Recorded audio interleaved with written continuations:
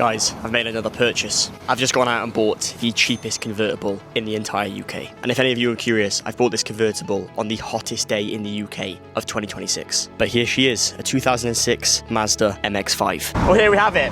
I'm in a convertible on the hottest day in the UK of the year. This car is so much fun. I'm gonna get back and enjoy this lovely sunset, and then we're gonna take a better look at how bad this car is for the money. I'll see you guys when I'm back home.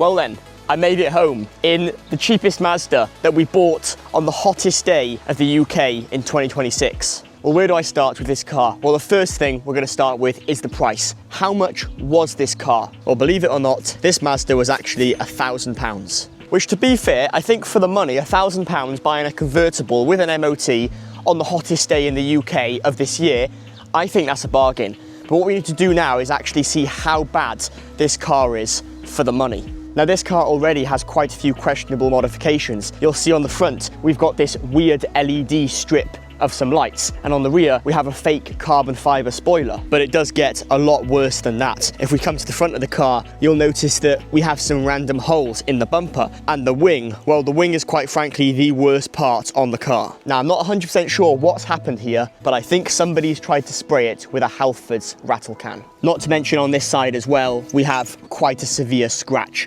on the front bumper. So overall, definitely not the worst car we've had on the channel regarding bodywork. But if the bodywork is average, what is the engine like? Is this thing knocking? Is it on 500,000 miles? What's the deal? Well, let's go check it out. When I saw this car on Facebook and I saw the price, I presumed this car was going to be on 150,000 miles, but the mileage is not that bad. This car has actually covered 95,000 miles, which for a 20-year-old car, which it basically is, I think that's pretty good. 95k, but what does the engine sound like? Because you can have a 95,000 mile car and it can still be an absolute shed. So first off, let's check the oil on the car. This is one thing I didn't even do when I went to go and buy it, so I don't even know where the bonnet latch is. I think it's that one there, so let's go check it out. Now, some of you keen viewers might have noticed this big blue button here. You might be wondering what this is. I'm going to show you guys very soon. Before I do that, let's check the oil. That's not the best start, is it? The cap's open. Right, this goes up here. Never owned a Mazda before, so this is all new to me. Now, I take it that this is quite an easy fix. Just pop that back on. We have a lot of power steering fluid leaking from here. I'm guessing that's power steering because this car does have hydraulic steering. But overall, the engine doesn't look too bad. We're going to start it up in just a minute. But what I think we should do first of all is just have a brief look at this oil. Hopefully, it's nothing too crazy. Yeah, I mean, that's not great. It's quite low, so we're definitely going to have to give that a top up. Otherwise, we could risk some engine damage. But is there any engine damage? Does this car knock? Does it do anything it shouldn't? Well, before I start it up, when I was just over here checking the engine oil level, I just noticed that this sensor is very loose. And some of you keen viewers might have noticed there's an engine management light on the car. So I'm going to put that back on, and hopefully that fixes that. Now, there was an engine management light, and I have no idea what that's for. The owner just told me he never got around to working it out, but it could have been that sensor being unplugged. So let's start this thing up and see if that fixes it. Right, here we go. Ignition on. We're in neutral. Let's go for the start up, and I'm praying this engine management light will go off. Come on. Come on, come on, come on. Great. On a different note though, how does the engine sound? Let's go and have a little listen to see if this thing has any knocks or bangs or any sounds that it shouldn't be making. Well, here she is. Personally, I think for the mileage and the age of this car, this thing runs absolutely mint. Even though it does have that engine management light on, which we will have to sort out, I think this thing is running pretty well. Some may say you could balance a £2 coin on that and it would balance and not fall over. I beg to differ though. Some of you are going to want to hear a sound check. Let's see what this thing sounds like, because it's a completely stock car, 0 modifications. Let's have a little rev.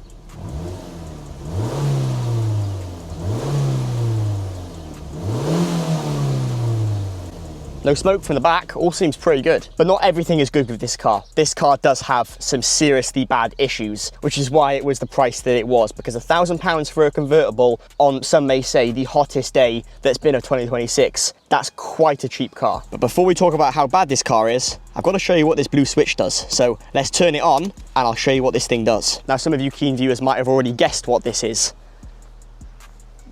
it's for the light bar on the front, which is quite possibly the worst modification on this car. I absolutely hate that. And in the nighttime, it looks even worse. But fair play to whoever installed this. They have done a good job. The lights are fitted very well, to be fair, and they all work. And he even went to the extent of he/she who fitted this to having the fuse box and all the kind of loose wires and stuff going on here, which, yeah, is interesting. Now, one of the main reasons for why this car was so cheap is quite possibly the most important part, the roof.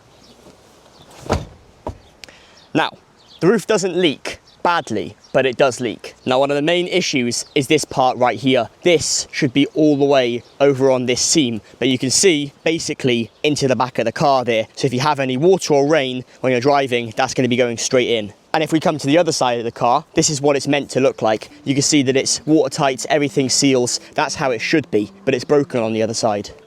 So let's open this roof back up so you guys can get a little bit more light in here and you can see me properly. Now, another reason this car was the price it was is because the carpet on the driver's side is somewhat destroyed. Now, this was driving me crazy, so it did have to be fixed. I've basically done this all with zippy ties because this carpet was completely cut open to remove an old wire. One of the previous owners did this and I couldn't stand it. And it was a hazard because this carpet was lifting up and doing all sorts that it shouldn't. But on a more positive note, this is the only car on the channel so far that has come with its first modifications in the boot ready to go, which we're going to be installing in this video.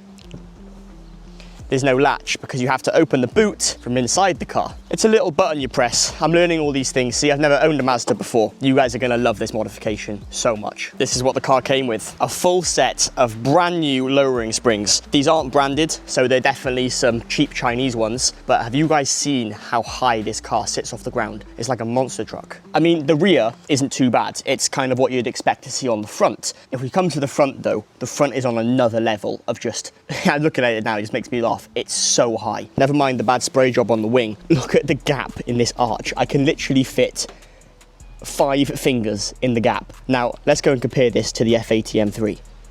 That's some better fitment. So it's definitely taken a lot longer than planned, but here we have the new lowering spring ready to go on. And separately, without this spring knocking my camera over, is the strut, which isn't leaking and is in really good condition apart from a little bit of surface rust just there. And even these springs, I'm guessing these are the original springs, but overall, I'll show you guys in a bit more detail, they're actually in really good condition. Here's the full setup of everything. So we're gonna get the new spring on the shock, back on the car. This side is already done and already looking really good. So just can't wait to actually get the car on the ground now and see if it actually clears the difference, because I have no idea how low these lowering springs are. And the guy never told us what millimeter they were. So they could be 40 millimeter, they could be 20. Have no idea until we get the car on the ground, which will probably be the next clip. Its first maiden voyage with the new lowering springs has just begun. I haven't seen how low this car is yet, and I'm looking forward to seeing if these cheap lowering springs have made any difference. Now, the car drove fine, there were no knocks and bangs, nothing out of the ordinary, but let's see the gap now. Have we really improved the fitment, or are these lowering springs a complete waste of money and it's just pointless fitting them? Let's see. Moving on to the rear arch. It's not great. I think it's safe to say that it's a lot better, but it's definitely nowhere near the lines of lowered that the M3 is. Now, let's check out the front. Now, I would say that on the front, that's where the biggest problem was. Already, the car is sitting considerably lower to the ground, which is a good sign. Well, to be fair, I think that's worth the money. It's not slammed, it's not too tall. I think it's the fine balance between it being a good level. You know, before I could get 5 fingers in there, my entire hand. Right now, I'm struggling for 4. Now, before we wrap up the video, we've got 2 more things to talk about. One of them is Carl, because he had to go to A&E last night. And also the fact, how bad is the rust on this car? Because these cars are prone to be really bad for rusting. Well, moving on to Carl. Carl is okay. I was with him in A&E last night, but a last minute thing, he ended up dislocating his knee during a basketball match. So he is okay, but that's why he hasn't been in today's video. But the most important thing for me is rust on this car. So let's have a little look at the arches. Let's see how bad the rust is. Obviously, we know that the bodywork isn't fabulous, but if the arches and sills aren't too bad, this car is a bargain for £1,000. So starting off at the rear, it's just surface rust on these arches. Up here isn't brilliant. It could be better, a little bit of bubbling. Moving on to the front arches, again, I'm just blown away with, these are not bad. For a 20-year-old car, I mean, it's pretty good. Let's take a look at the sills. Now, I'm gonna get my camera to do all the work here, but we can pan across the entire sill. A little bit worse for wear at the back, but again, nothing that is out of the ordinary for the age. And overall, all the way up to the front is absolutely mint. So let's check out the other side, because that side could be good, but this side could be terrible. So let's see what this side has to offer. Same thing, pretty much this side, panning along the entire sill here. Overall, can't really complain. But what do we do with this car? I personally would love to turbo it. I would love to turbo an MX-5, but obviously that's a lot of money. Engine's on 95,000 miles, and we have an engine management light to sort out. The next video, let me know what you guys would like to see. There's so much stuff this car is capable of, and I think for £1,000 for a convertible, which was purchased on the hottest day of 2026, I can't complain about this thing. I can't complain about it. But I think before we end up this video, let's give this thing a little bit of a run and let's see what it's like. It's just so much fun. Third gear. This thing just, for 120 odd horsepower, it pulls pretty well. Right, bit of a crossroads here. Let's see what the turning circle is like. Hopefully, it can make it around this entire thing. And it can. All the way to first. Third. If this thing had an exhaust modification, it's gonna sound good. Bearing in mind this is the 1.8 litre, so not the 2 litre, the 1.8, still a 4-cylinder. This thing, anything past 4k RPM, it just lights up, it just wants to go. And what are the brakes like? Gonna press pretty hard now. Oh, that sounded like something snapped. That did not sound good. That did not sound good. That bang, oh dear. Well, there we have it. This is the 2007 95,000 mile Mazda, which bought on the hottest UK day of 2026 for £1,000 with an MOT, done a few modifications, and quite frankly, I love this car to bits. Let me know what you think to it in the comment section. If you have any comments, I'll personally answer them. And if you enjoyed the video, then give it a like. Post a load more content like this, loads of stuff on cheap cars like this and seeing how bad they are for the money. Well, there we go. I'm gonna go ahead and end the video here. I'd like to say a massive thank you as well for 10,000 subscribers. And in celebration of this, I am launching my own store where you guys can pick up some of the merch, which has a load of different cars on, cars that have been on the channel, cars that are on the channel right now, like the M3, the F80, as well as the Mazda, the Mini, the Fiat Panda, everything. Thank you guys so much for watching. I'll catch you in the next one. Bye for now.